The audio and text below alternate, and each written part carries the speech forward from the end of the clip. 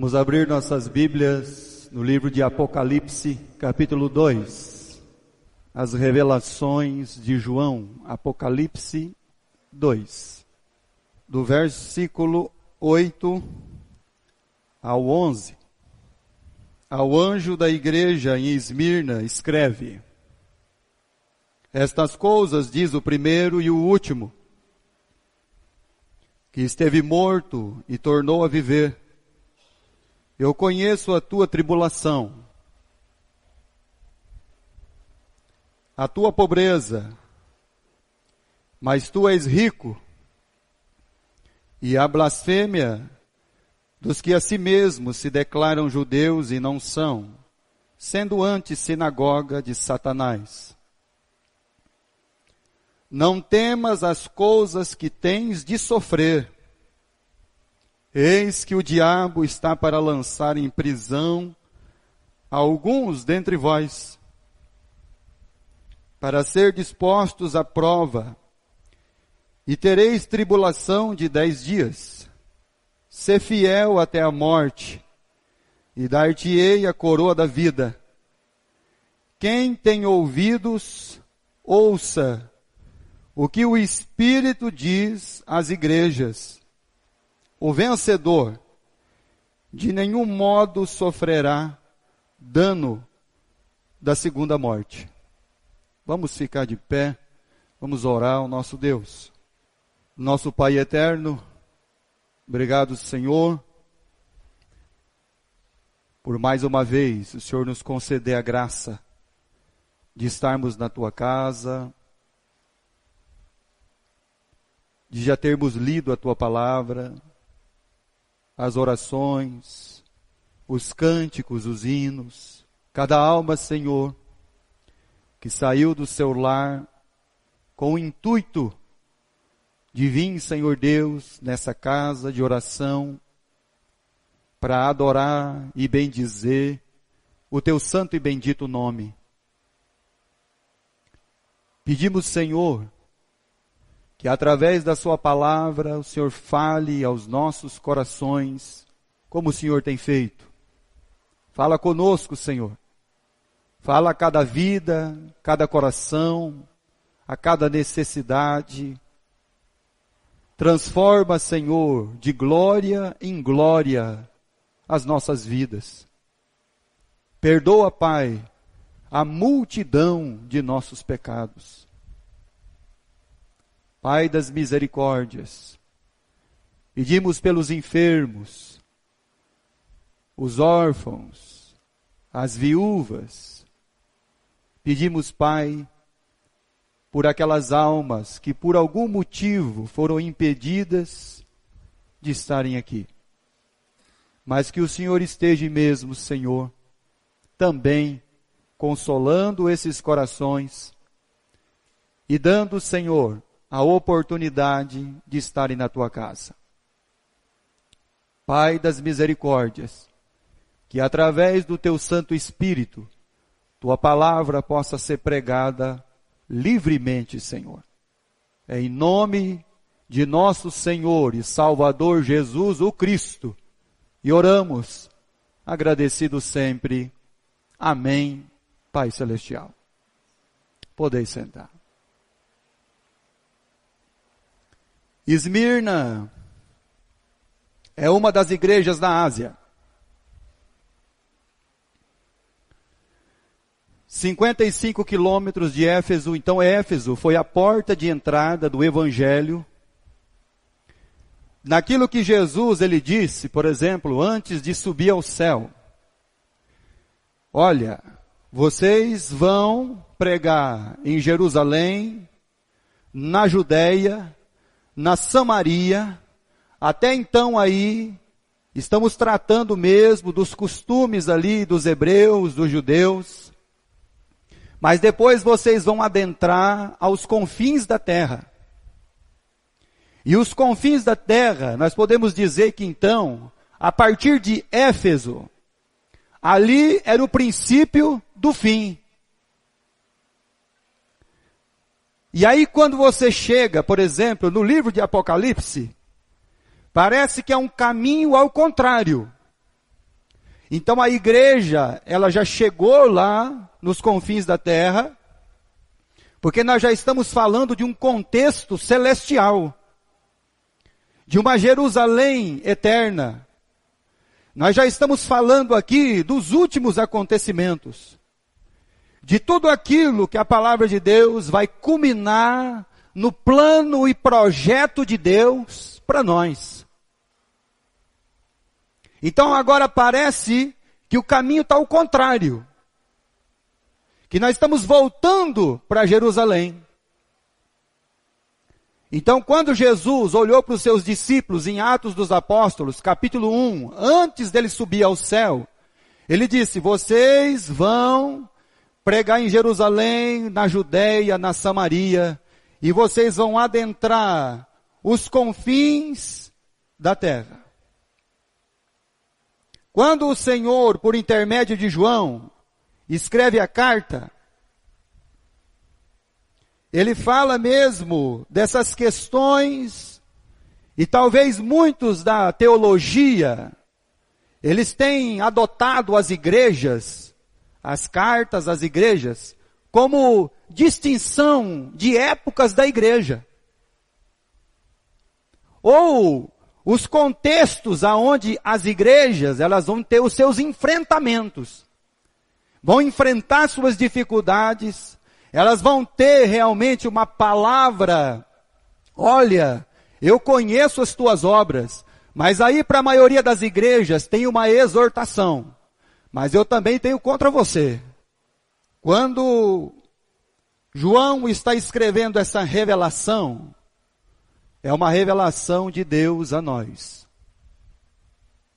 Toda a palavra de Deus é uma revelação. Se você quer uma revelação, está nas Escrituras. Abra sua Bíblia, por favor, em Efésios capítulo 1. Efésios capítulo 1. Versículo 17 e versículo 18.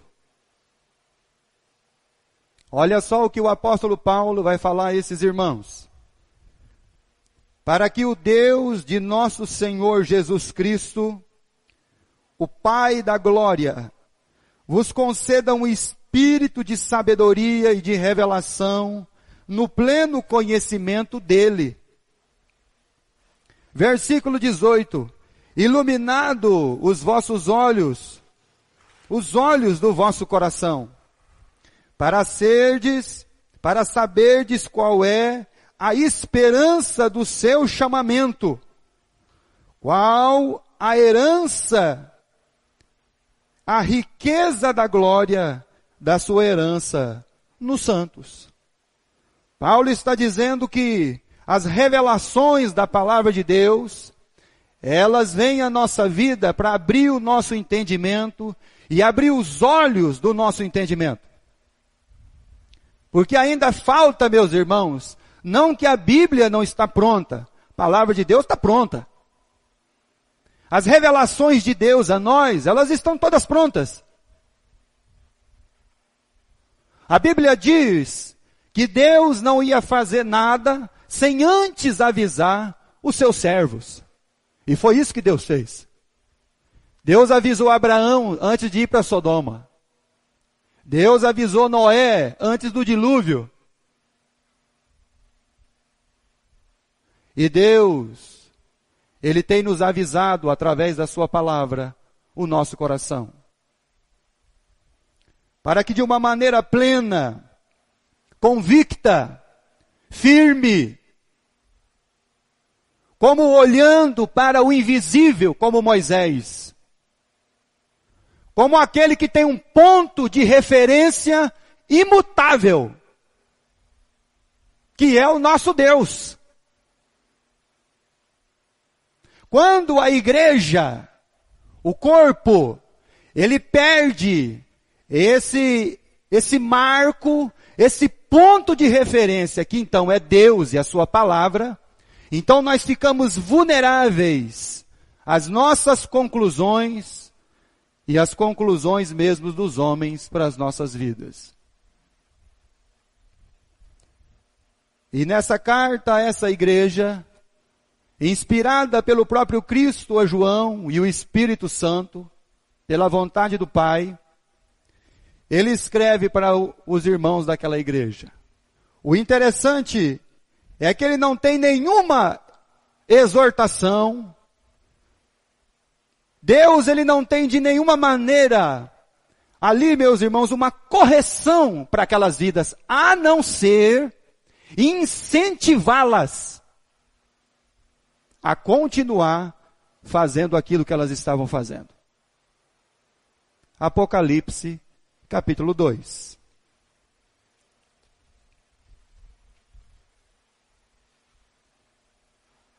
Então essa carta está endereçada à igreja de Esmirna. E aí ela se endereça ao responsável em transmitir a palavra àqueles irmãos. Versículo 8. Ao anjo da igreja em Esmirna escreve: estas coisas diz o primeiro, o último, que esteve morto e tornou a viver. A igreja de Esmirna, ela atingiu dentro da sua caminhada, do seu crescimento, do seu desenvolvimento de fé. Ela atingiu uma maturidade, meus amados irmãos, que chama a nossa atenção.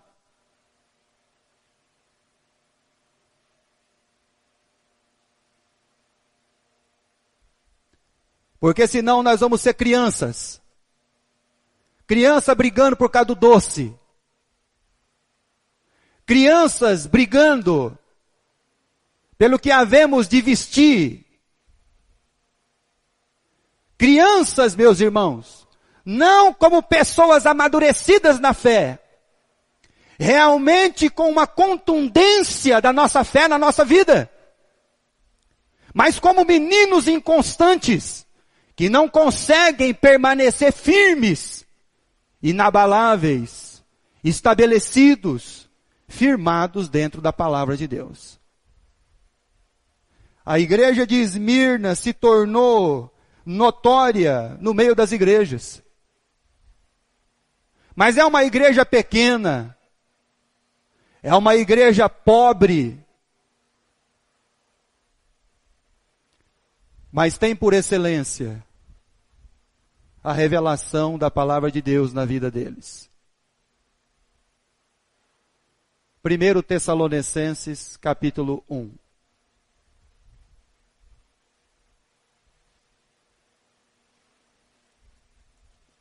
Primeira carta de Paulo aos Tessalonicenses, capítulo 1,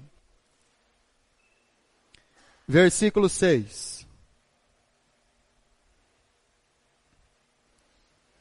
Com efeito vos tornastes imitadores do nosso Senhor, tendo recebido a palavra, posto em meio a muita tribulação, com alegria do Espírito Santo, de sorte que vos tornaste modelo para todos os crentes da Macedônia e na Acaia. Quando eu olho para a igreja de Esmirna, eu vejo um modelo de crescimento e de amadurecimento na fé.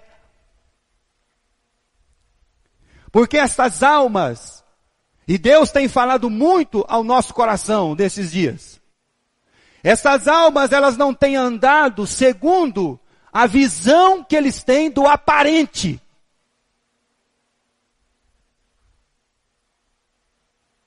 As almas da igreja de Esmirna, eles não andam segundo aquilo que os seus olhos contemplam, as circunstâncias, aquilo que os rodeiam. Eles vivem mesmo, como a palavra de Deus ela diz, e ela tem falado ao nosso coração. Eles vivem olhando para Cristo. Vivem como Cristo. Quando você pensa num filho de Deus, então Deus, para nos dar o exemplo de como que é o filho de Deus, ele enviou quem? O Cristo. O Senhor Jesus Cristo.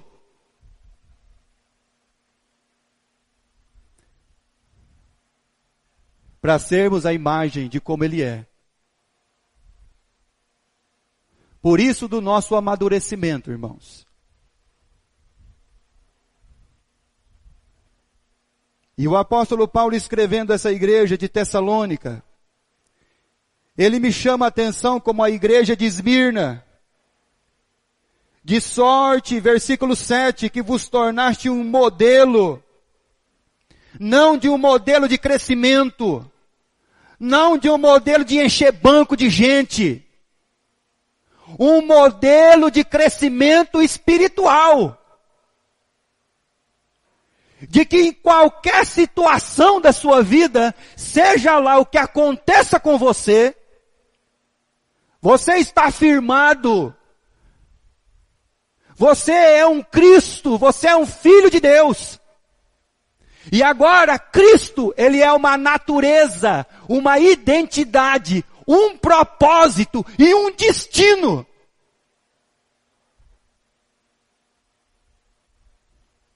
Paulo diz, nós não estamos caminhando para o fim, nós estamos caminhando para a glória.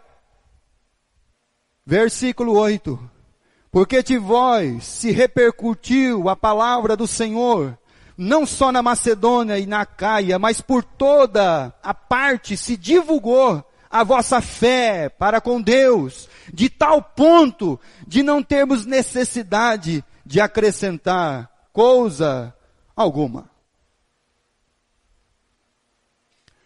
Por que que nós temos muitos problemas, irmãos? Por que que a nossa vida é uma vida embaraçada? E por que que as nossas questões da nossa vida neste mundo ainda tanto nos angustiam? É porque as nossas questões de fé, elas não estão plenamente enraizadas em nós.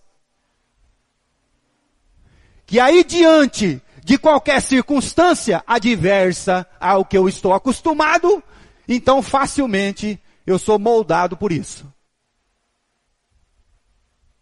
Quando nós deveríamos já, pelo tempo decorrido, como diz o autor do livro de Hebreus, já não necessitarmos mais de leite, mas sim de um alimento sólido. Mas o alimento sólido é só para aqueles que têm os sentidos exercitados. Fé é você ter um sentido exercitado.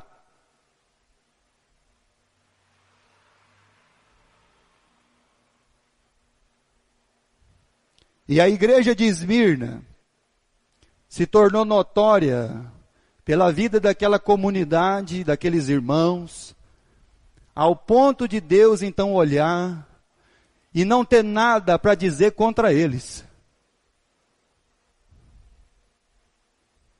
Ao ponto de Deus olhar e não ver neles nada que contrariasse a sua vontade,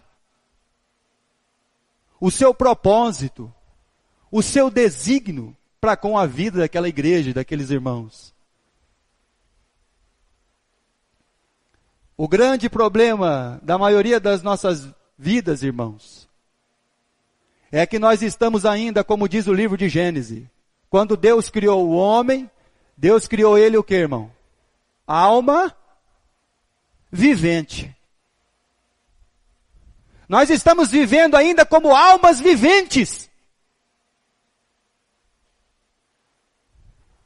Nós estamos vivendo ainda, meus amados irmãos, vazios.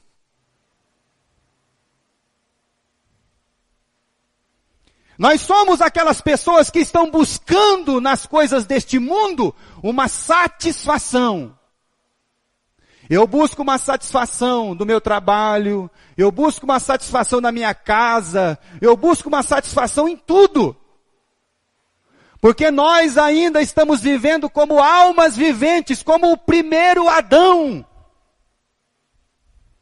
E aí a Bíblia nos chama a atenção.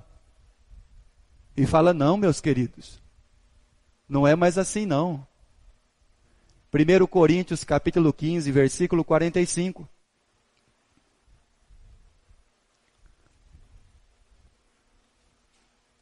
Carta do apóstolo Paulo aos Coríntios, capítulo 15, versículo 45. Olha só o que Paulo ele diz aos queridos irmãos lá da igreja, que estão ainda tentando viver e vivendo como apenas uma alma vivente. Dava uma impressão que ainda eles não tinham encontrado a plena satisfação, o Cristo mesmo nas suas vidas. E faltava para eles ainda muito entendimento e compreensão do que é o reino de Deus. Do que é viver o reino. Palavra de Deus, irmão, ela precisa estar em nós, dentro de nós. E aí o apóstolo Paulo, no versículo 45, ele diz assim: pois assim está escrito, o primeiro homem, Adão, foi feito alma vivente. O último Adão que é o Cristo, porém, espírito. Então o que nós temos que ser, irmão? Espírito vivificante. Aquele que não é mais um ventre, eu quero. É aquele que agora ele é uma fonte, irmão. Agora você é o Cristo de outras vidas.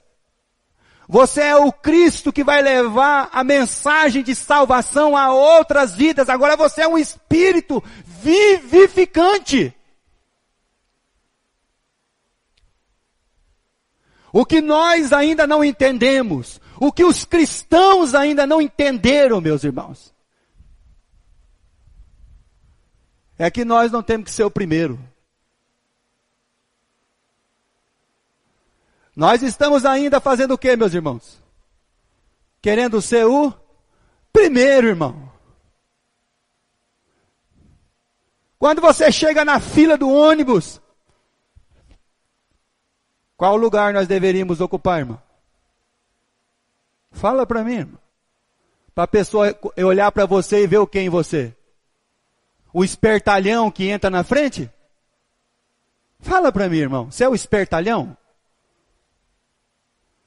Nós estamos estudando para quê, irmão? Para ser o primeiro?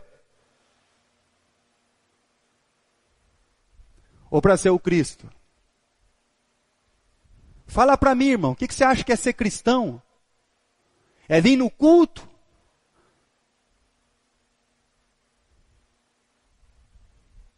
A igreja de Esmirna, irmão, ele não tinha somente um culto. Eles tinham uma vida entregue. Eles tinham uma vida de satisfação em Deus e na sua palavra.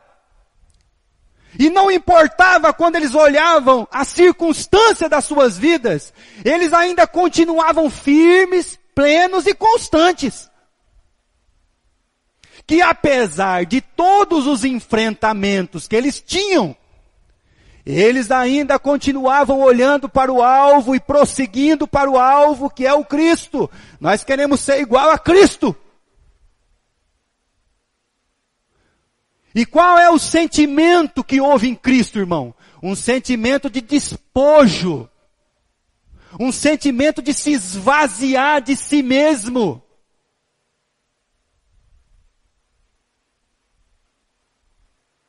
Nós estamos buscando ainda os primeiros assentos, os primeiros lugares, o primeiro lugar, ser o primeiro, ser o melhor. Irmão, aprenda que o cristianismo não é isso. A nossa pirâmide está invertida. E que qualquer coisa que você venha fazer, estudar, se você vai ser o presidente da república, então você tem que entender um dia que você tem que ser o servo de todos, irmão. Não importa se você vai ser o médico ou se você vai varrer a calçada. Não interessa, irmão. O que importa, irmão, na verdade, é quem você vai servir. É o tempo da sua vida que você vai dedicar a esse Deus.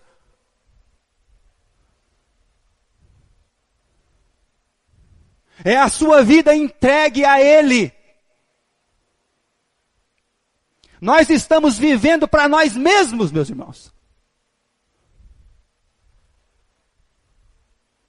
Nós estamos preocupados com os nossos carros. Se nós vamos trocar ele no final do ano ou não. Nós estamos preocupados se nós vamos trocar os móveis da casa. Nós estamos preocupados em fazer uma reforma na casa, irmão. Comprar tinta de R$ 500 a lata. Mas nós não estamos preocupados, irmãos. Se tem uma criança que acorda 7 horas da manhã no domingo e fica esperando para ser buscada para vir na escola bíblica.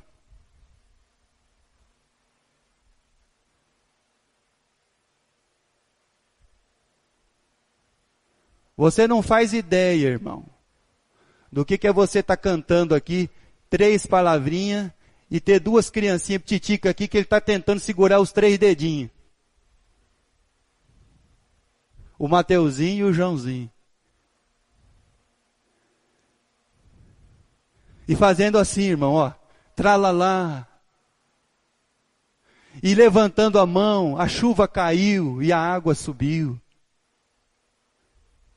Você não faz ideia, irmão, o que é sentar na salinha, porque tem um monte de menino dando trabalho, aí você senta e fica tudo quietinho para escutar a lição, e aí você senta para ouvir a Maria Clara respondendo as perguntas.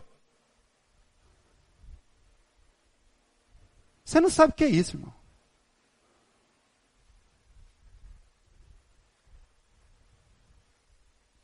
E a Lavínia querendo ganhar.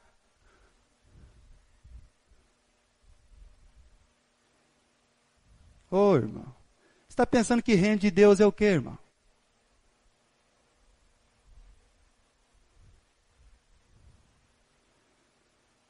Qual que é o propósito de uma igreja, irmão? Fala para mim, irmão.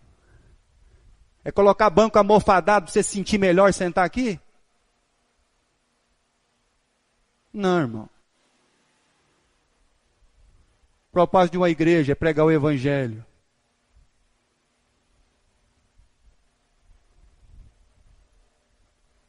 Problema nosso, irmão, é que nós estamos vivendo como alma vivente e não como espírito vivificante.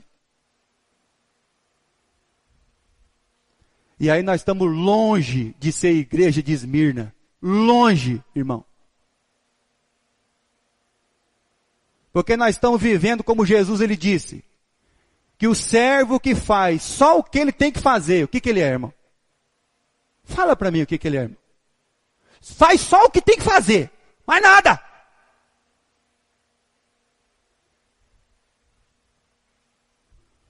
Sua casa pode ser de terra batida. Sua casa pode ser de barro batido.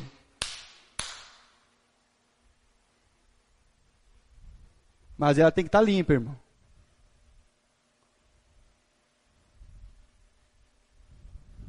Suas panelas, irmão. Pode ser não é aquelas panelas mais caras que tem, mas tem que estar areada.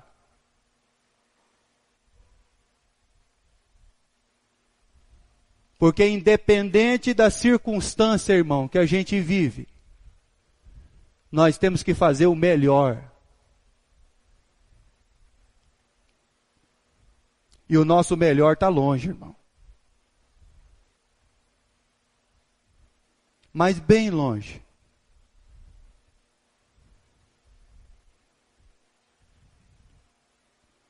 Estamos vivendo ainda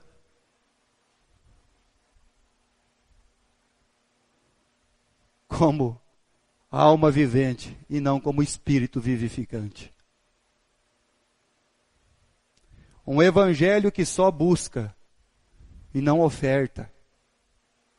Um evangelho que só tem um interesse.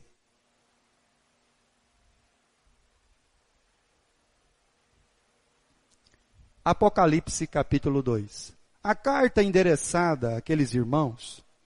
Então, primeiro foi endereçada ao anjo da igreja, que é aquele responsável em transmitir a palavra. E aí então, através de João, o Senhor Jesus vai falar para eles lá. Primeira coisa que Jesus vai fazer, uma palavra de ânimo ao coração deles. Antes de falar da tribulação, antes de falar de qualquer coisa, ele vai falar de ânimo. E aí no versículo 8, ele diz assim: ao anjo da igreja em Esmirna, escreve, estas coisas diz o primeiro e o último. Ou seja, eu sou o que começou e eu sou o que vai terminar, irmão.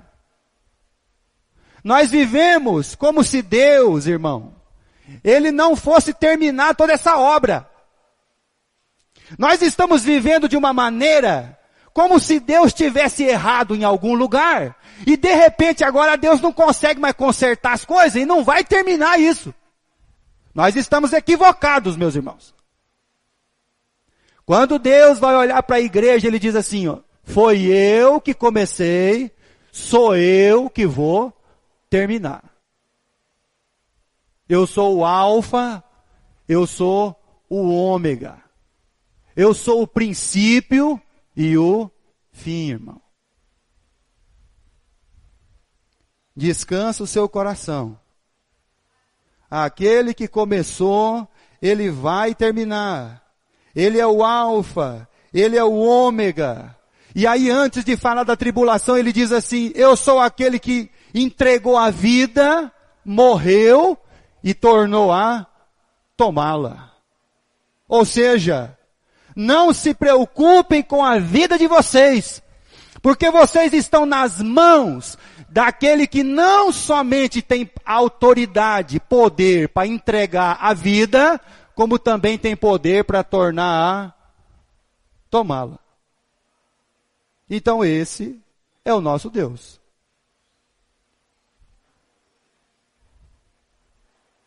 Evangelho de João, capítulo 11. Eu vou pedir para os queridos não levantarem mais, tá bom? Todo mundo sentado, a não ser que for uma necessidade muito grande. Evangelho de João, capítulo 11. Eu sou o que começou, eu sou o que vai terminar, eu sou aquele que entregou a vida, eu sou aquele que tem poder para entregar e poder para tomar a vida. Evangelho de João, capítulo 11, a partir do verso 1. Estava enfermo Lázaro de Betânia, da aldeia de Maria e Marta, sua irmã. E esta Maria, cujo irmão Lázaro estava enfermo, era a mesma que ungiu com bálsamo o Senhor e lhe enxugou os pés com seus cabelos.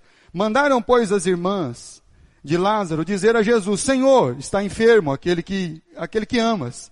Ao receber a notícia, disse Jesus, esta enfermidade não é para a morte, e sim para a glória de Deus, a fim de que o Filho de Deus seja por ela glorificado. Ora, amava Jesus a Marta e a sua irmã e a Lázaro. Quando, pois, soube que Lázaro estava doente, ainda se demorou 2 dias no lugar onde estava.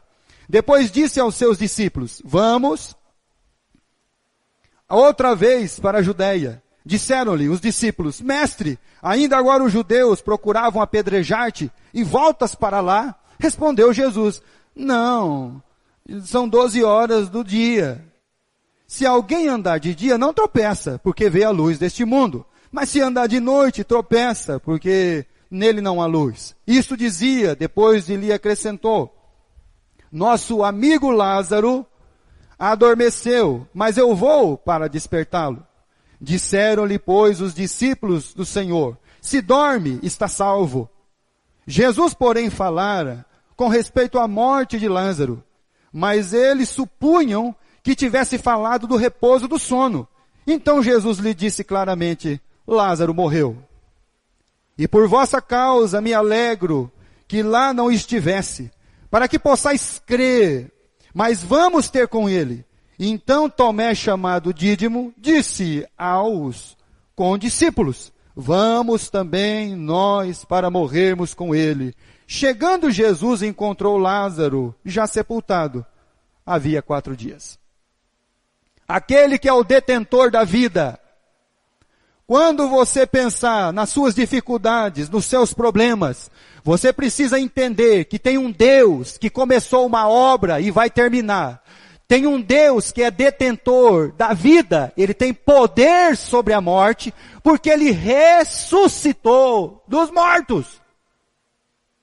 Quando Ele chegou diante do sepulcro de Lázaro, mas já faz 4 dias. Pode tirar a pedra. Você entende que com quem você realmente está lidando? Nós não vivemos numa perspectiva, meus irmãos. Nós vivemos numa esperança de ressurreição. Por isso que quando Jesus manda tirar a pedra, ele diz, sai para fora, Lázaro. Eu sou o detentor da vida. A morte, meus irmãos, ela não interrompe o nosso relacionamento com Deus. Pelo contrário. Deus, ele diz, eu sou o Deus, falou para Moisés, eu sou o Deus de Abraão, o Deus de Isaac e o Deus de Jacó, irmão. Eu sou. Eu continuo sendo. Eu serei por toda a eternidade. O que a igreja de Esmirna tinha dentro dela, meu irmão, não era simplesmente uma expectativa sobre Deus, não. Era uma perspectiva eterna. A nossa fé muitas vezes está direcionada nas nossas expectativas que nós temos em Deus. Isso é um equívoco. Nossa fé precisa estar direcionada na perspectiva plena, convicta de Deus na nossa vida.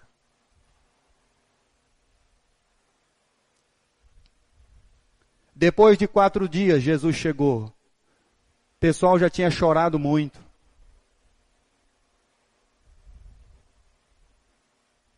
E aí Jesus vem assim e fala, ô meus queridos, parece que vocês não entenderam nada ainda. Não, Senhor, já está cheirando mal, mas vocês não entenderam ainda mesmo, né? Que eu sou a vida. A morte, meus irmãos, ela nos assombra tanto, porque é o desconhecido, é o escuro, é aquilo que eu não entendo.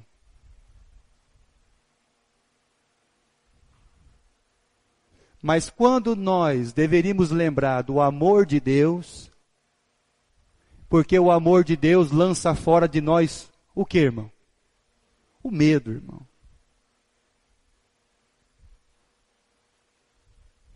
A igreja de Esmirna, vivendo naquele contexto, ela é a representação de Cristo naquele lugar.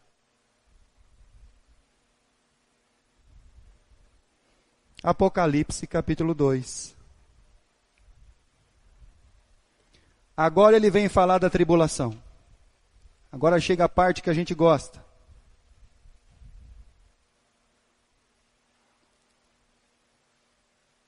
Versículo 9. Conheço a tua tribulação. Que tribulação? Depois ele diz, eu sei da sua pobreza. Depois no versículo 9 ele diz, eu sei que vocês enfrentam uma sinagoga de Satanás.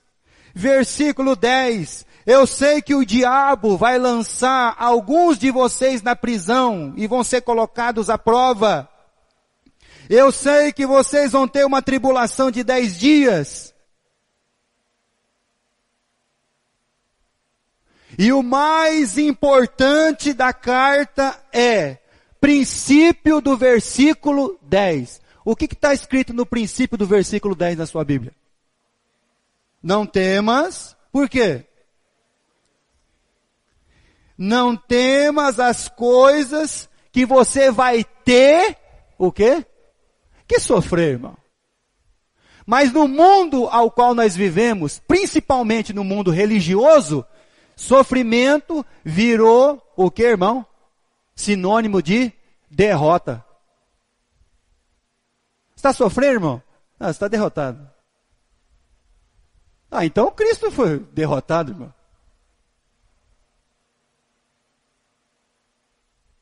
Está sofrendo, irmão? Então você está derrotado. Está com problema, irmão? Então você está derrotado, irmão.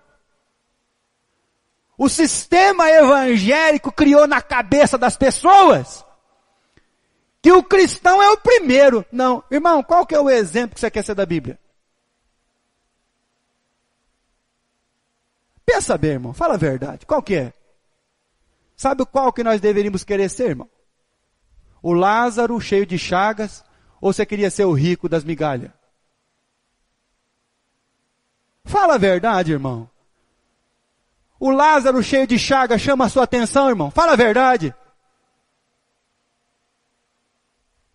Nós ainda somos movidos, irmão, pela carne do alma vivente, e não pelo espírito vivificante.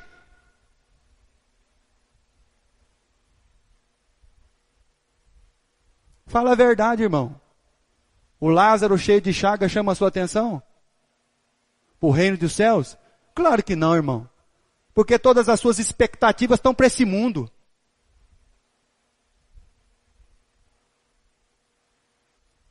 Todas as suas expectativas estão colocadas neste mundo para o temporal, que vai passar, goste você ou não.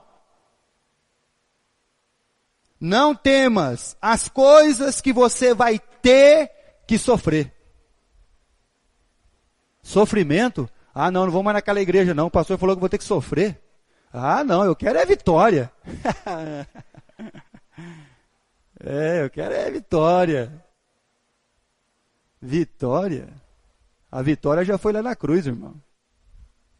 Jesus diz assim, eu já venci. E Jesus venceu o que, irmão? O mundo. Enquanto nós estamos tentando conquistar o mundo com as nossas forças, Jesus venceu o mundo. Você já parou para reparar, irmão? Presta atenção na sua vida.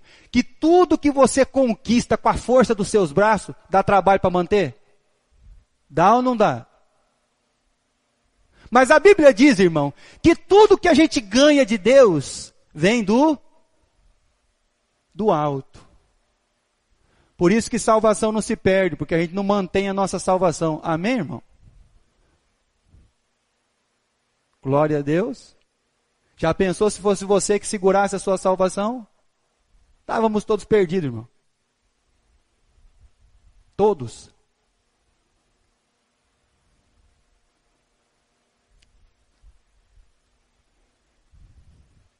Você vai passar por isso.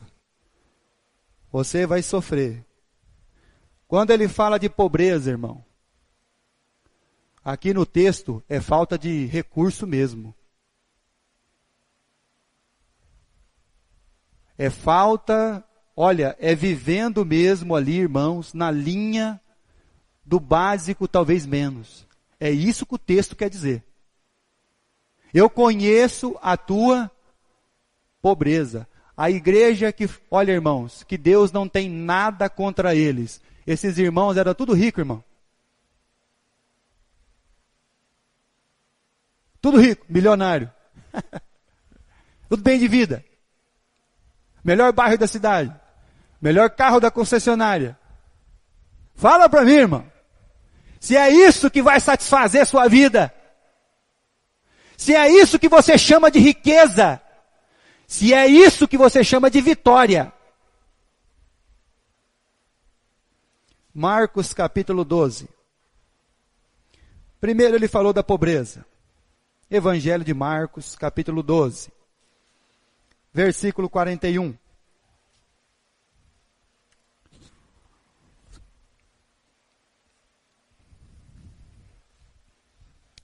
Marcos capítulo 12, versículo 41.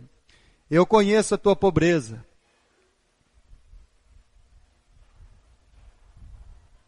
Versículo 41. Assentado diante do gasofilácio. O que é o gasofilácio, irmão? Isso aqui, ó. Sabe o que é isso aqui? Isso aqui é um gasofilácio. E Jesus entrou no templo e sentou de frente com o gasofilácio. E ficou observando o que estava acontecendo. Vamos lá. E observava como o povo lançava ali o dinheiro. Ora, muitos ricos depositavam grandes quantias. Vindo, porém, uma viúva pobre, depositou 2 pequenas moedas, correspondente a um quadrante. E chamando seus discípulos, disse-lhe, Em verdade vos digo que essa viúva pobre depositou no gasofilácio mais do que os que fizeram todos, porque ela fez o melhor dentro das suas circunstâncias, irmão. A igreja de Esmirna, ela vivia, irmão, presta bem atenção àquela palavrinha do apóstolo Paulo: eu vivo como nada tendo, mas possuindo. Irmão, fala a verdade, você tem esse entendimento? Fala a verdade, irmão. Eu vivo como nada tendo, mas eu tenho um entendimento que eu sou filho de Deus, sou herdeiro de Deus, então, pela fé, eu possuo tudo. Já parou para pensar, irmão, no livro de Gênesis, quando Deus deu toda a terra de Canaã para Abraão, e quando a esposa dele, Sara, morreu, ele fez o que no campo de Macpela? Ele comprou o campo, irmão. Mas não era dele, pastor? Era dele, mas para não brigar com ninguém, ele chegou: quanto o senhor quer no campo? Ele podia ter chegado lá, irmão, e falar assim: ó, isso aqui é meu. Ele chegou no campo de Macpela e falou: quanto o senhor quer pelo campo? Mas por quê? Porque eu vou sepultar minha esposa aqui.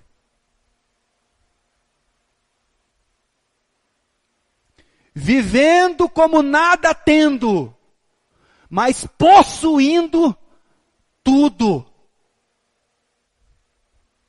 Cristão devia ter esse entendimento.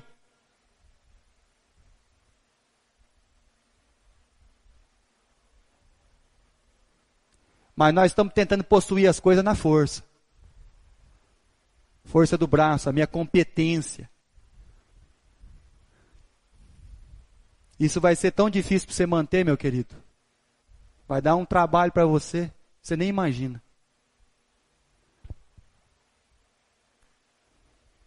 A mulher fez mais do que todos.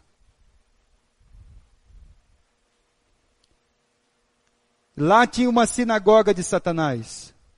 Pessoas que diziam conhecer a Deus, mas perseguiam a igreja de Esmirna. Judeus que se reuniam naquele lugar. Lá tinha o diabo, que ia colocar muitos na prisão. Pode ser uma prisão como Paulo enfrentou, mas pode ser também, meus irmãos, a prisão de nossa mente. Sabe aonde o inimigo da alma te aprisiona muitas vezes? Não é atrás das grades. Ele te aprisiona aqui dentro.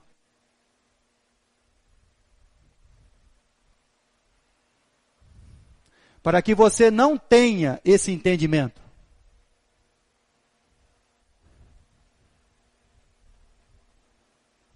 Segundo Coríntios capítulo 10.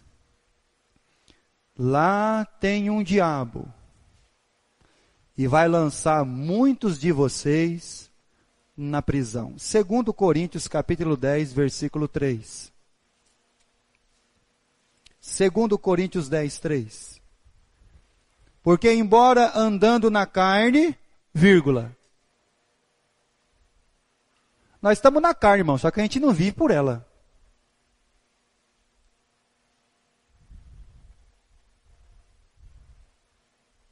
Ou nós somos alma vivente ou espírito vivificante.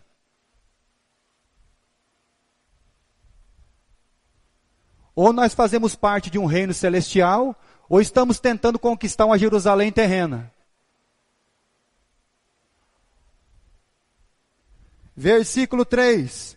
Não militamos segundo, porque as armas da nossa milícia não são carnais, mas são poderosas em Deus para destruir as fortalezas. E anulando, o que, irmão? Está na sua Bíblia aí. Sofismas. O que é sofisma, irmão? Sofisma é isso aqui que está dentro da sua cabeça. É as fortalezas que Satanás cria dentro do seu entendimento, para que você não compreenda as coisas de Deus. Para que você seja cegado por ele e não consiga viver como uma alma vivificante. Para que você não tenha uma igreja que tenha uma esperança na ressurreição, na glória, na eternidade, que independente do que você olhar à sua volta, isso não vai abalar a sua fé. Pelo contrário. Isso vai fazer você lembrar que aquele que começou vai terminar. E aquele que começou e vai terminar, ele não somente entregou sua vida para a morte, mas ele é o detentor da vida.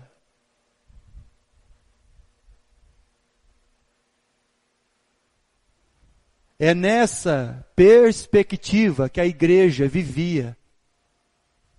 Eterna. Fala a verdade, irmão. Se a gente for olhar para nós,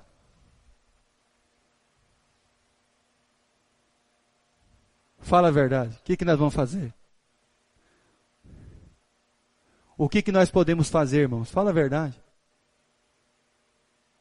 Olha para nós, olha do seu lado. Pouquinho de gente, né? Tira um diagnóstico. O diagnóstico é angustiante, irmão. Se você for olhar com os olhos humanos, é angustiante.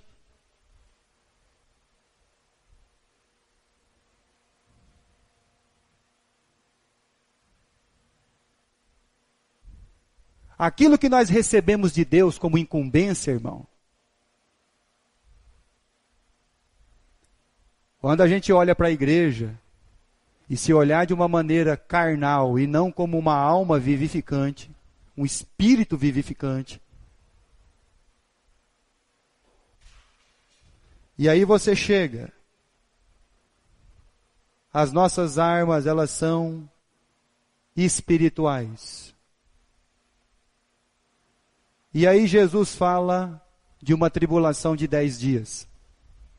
2 Coríntios capítulo 4.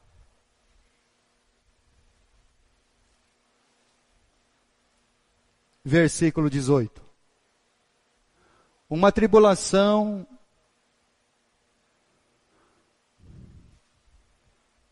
com os olhos da eternidade. Versículo 17. Quando você tem uma tribulação olhada com os olhos humanos, ela é pesada e parece que não vai passar nunca.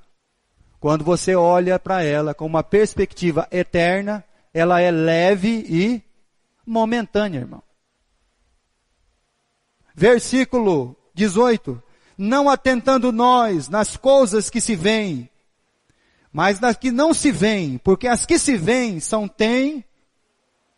Então tudo que a igreja olhava era temporal, ia passar. Mas eles olhavam também para o eterno, e as que se não veem são as eternas. O diagnóstico é de angústia, mas não de desespero. Muitas vezes a pessoa morre por causa do diagnóstico, irmão.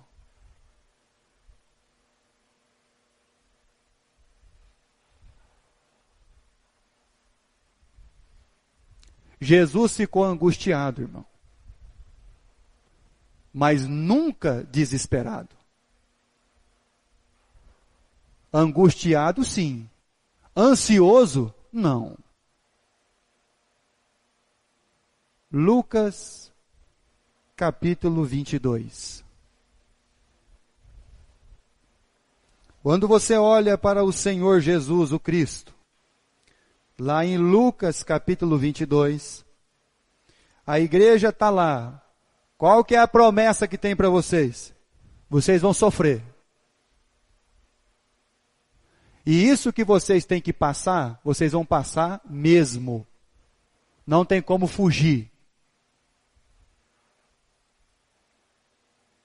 Quando Jesus, no capítulo 22 do Evangelho de Lucas, versículo 42,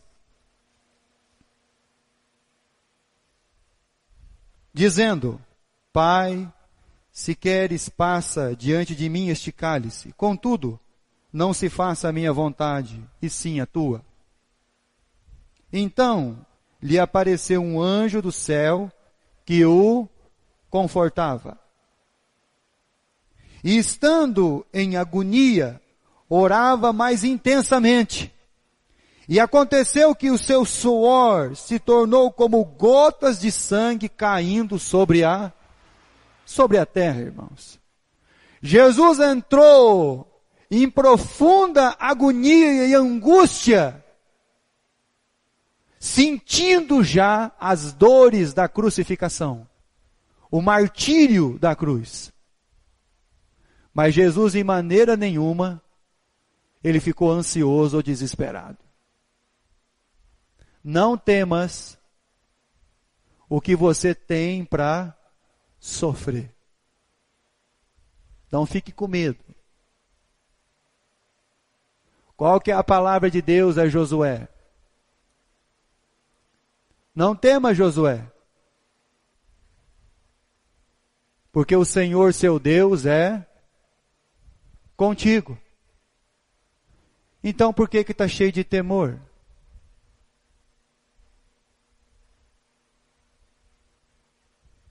Por que o mundo nos apavora tanto, irmãos? Jesus diz, por que seu coração está perturbado? Não fica assim não. Você agora é uma alma vivificante.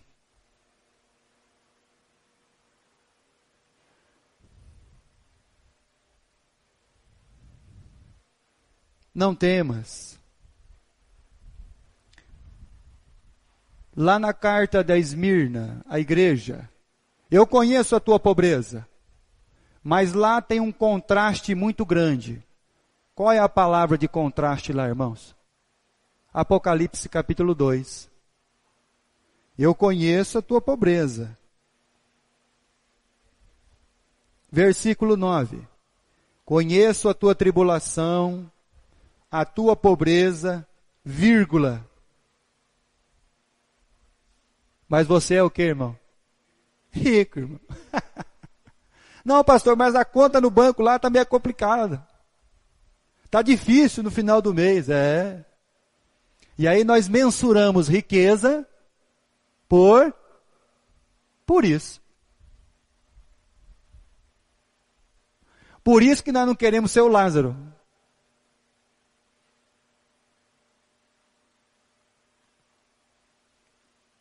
Nós mensuramos riqueza por aquilo que nós então angariamos.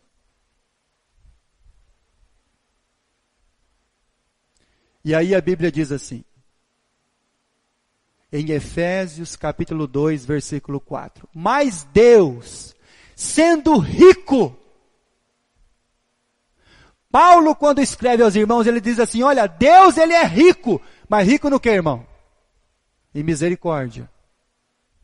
E com o grande amor com que nos amou, irmão.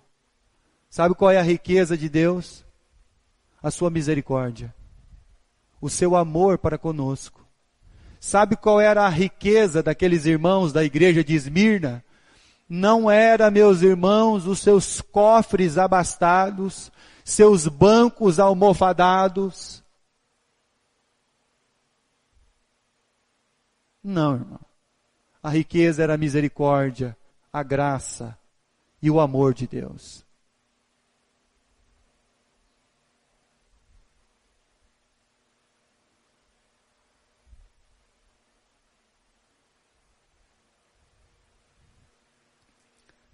Abra sua Bíblia em 1 Pedro, capítulo 1.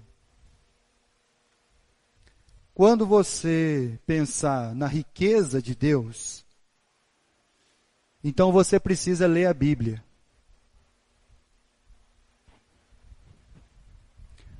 Pastor, não está escrito na Bíblia que Deus é o dono do ouro e da prata?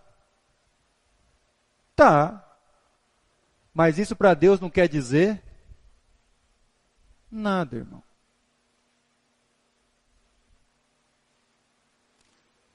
Nada. 1 Pedro capítulo 1, versículo 3. Bendito Deus e Pai de nosso Senhor Jesus Cristo, que segundo a sua muita misericórdia, nos regenerou para uma viva esperança, mediante a ressurreição de Cristo dentre os mortos, para uma herança incorruptível, sem mácula, imarcessível, reservada nos céus para vós outros, que sois guardados pelo poder de Deus, mediante a fé, para a salvação preparada para revelar-se no último tempo. Nisso exultais, embora no presente, vírgula, por breve tempo, ser necessário que sejais contristados por várias provações. Quem falou que vida cristã é um mar de rosa, irmão? Quem falou isso, irmão? E aí o Pedro, ele vai falando aos corações dos irmãos, versículo 7, para que o valor da vossa fé, uma vez confirmada, muito mais preciosa do que o quê? Do que o ouro. Mais apurado por fogo, redunde em louvor e glória e honra na revelação de Jesus Cristo. A quem, não havendo visto, você viu o Cristo, irmão? Mas você o ama. Versículo 9. Não vendo agora, mas crendo, exultai com alegria indivisível e cheia de glória, obtendo o fim da vossa fé, a salvação das vossas. Versículo 18. Sabendo que não foi mediante a coisas corruptíveis, como prata e ouro. Então essa não é a riqueza de Deus, prata e ouro. A riqueza de Deus é misericórdia, graça e o seu amor para conosco. Quando você pensar na riqueza de Deus, por favor, não pense na conta no banco. Quando você pensar na riqueza de Deus, você pense no seu amor que Ele tem para com as nossas vidas. Você pode ter muito dinheiro no banco, irmão, mas sem Deus, isso não vai valer nada. Sua família não vai ser salva pelo que você ganha ou tem. Sua família será salva por causa da graça de Deus, seu amor e sua misericórdia. Nossas vidas precisam ser vidas, irmãos, de um espírito vivificante.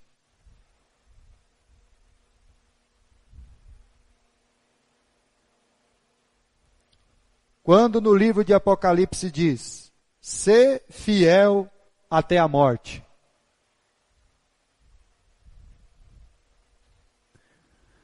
Ele não está querendo dizer que a gente tem que ser fiel até o dia de morrer.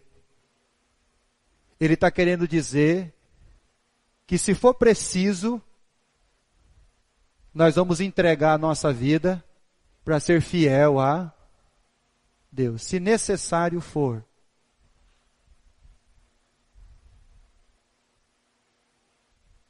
É uma entrega, irmãos. É um Cristo. Ao que vencer, lhe darei uma coroa da vida. Aquilo ali não é salvação, irmão. Aquilo ali é galardão, tá bom? Não confunda na palavra de Deus salvação com galardão.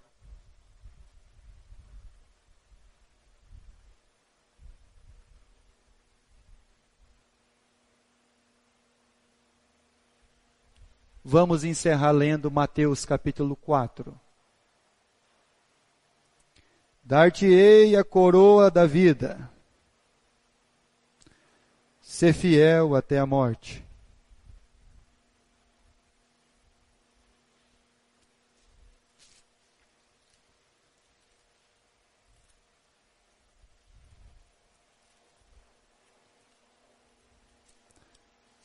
Palavras de Jesus no dia da tentação. Capítulo 4 do Evangelho de Mateus, versículo 4.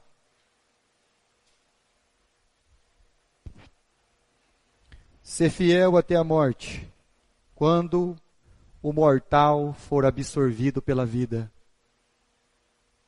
É o que Paulo escreveu em 2 Coríntios capítulo 5.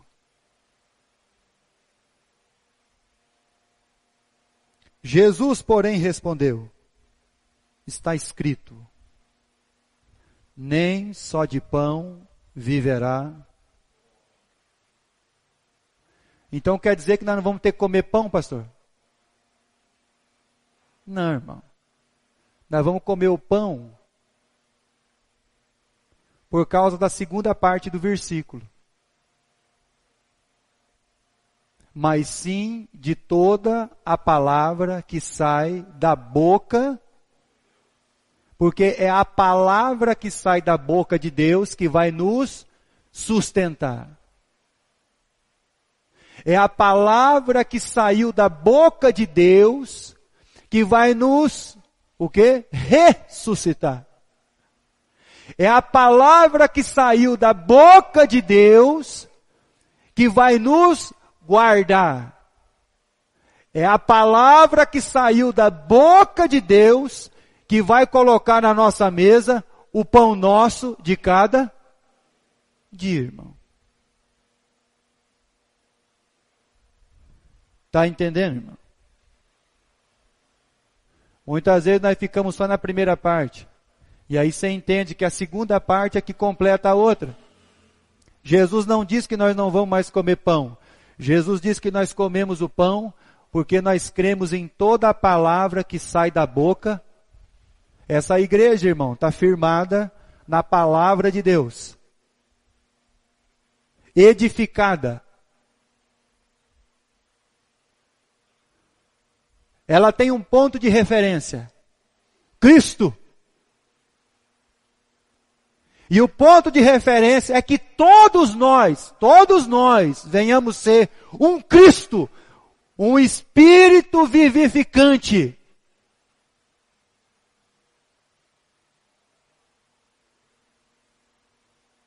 Um salvo.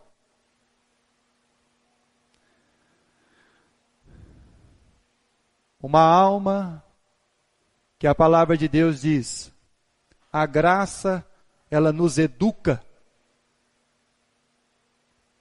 Educa para quê?